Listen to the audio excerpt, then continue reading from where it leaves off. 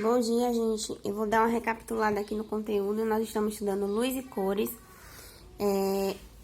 Esse conteúdo está no capítulo 10, na página 202. Então, aqui na aula passada eu falei sobre o conceito de luz, que é onda eletromagnética, pois pode se propagar no vácuo. Eu falei sobre os espectros da luz, que a luz que nós vemos, que é a luz branca. Ela é formada por várias cores, por uma paleta de cores, tá? Essas luzes, quando chove, ficam gotículas de água pelo ar. E aí, quando surge o sol, a luz do sol, que é a luz branca, que é a luz que possui todas essas paletas de cores, elas passam pelas gotículas de água e as gotículas de água transferem as cores da luz branca. Ou seja, nós conseguimos enxergar o arco-íris, que nada mais é do que aqui na questão 3. Olha, é o processo que logo após ou durante a chuva, percebemos a presença do sol. Neste momento, a luz do sol atravessa as gotículas de água e a luz branca é decomposta em várias cores. Então, na verdade, a luz que vemos, que é a luz branca, ela é composta por várias cores.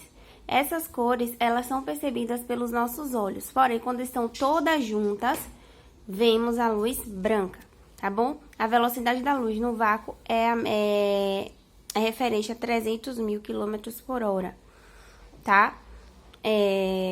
Vamos estudar aqui também, estudamos também sobre fontes de luz, corpos luminosos e corpos com luz própria, que são aqueles corpos que emitem luz, como sol, estrela, vela, lanterna.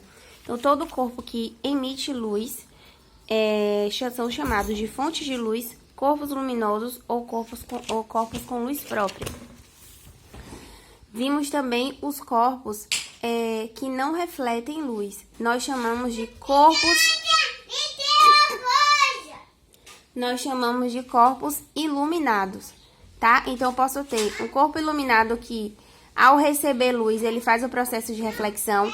Um corpo iluminado que, ao receber luz, eles são transparentes, ou seja, eles deixam a luz passar de forma total. E corpos iluminados que são translúcidos. Vamos ver a diferença. Corpos iluminados, quando eles recebem a luz, tá? Eles absorvem uma parte dessa luz e refletem a outra grande parte. Eu chamo esse momento de reflexão da luz. Ou seja, a luz bate nesse corpo, que é chamado de corpo opaco, tá bom? Ele recebe a luz e reflete a luz. E alguma parte da luz é absorvida. Exemplo, parede, planetas, plásticos escuros, madeiras. Então, qualquer corpo que é iluminado e recebe parte da luz absorvida e outra parte refletida, eu chamo de corpos opacos, tá? E esse fenômeno é chamado de reflexão. Pronto. Corpo iluminado também. Existem corpos que recebem a luz e deixam essa luz passar totalmente. Então, exemplos, são meios em que a luz percorre trajetórias bem definidas. Conseguimos ver muito bem através deles, pois não tem nenhum tipo de matéria atrapalhando. A luz atravessa com facilidade. Então, quando eu tenho um corpo onde a luz bate sobre ele, ou seja, ele é iluminado, e essa luz atravessa com facilidade todo o seu corpo, esse objeto é chamado de corpo transparente, tá certo?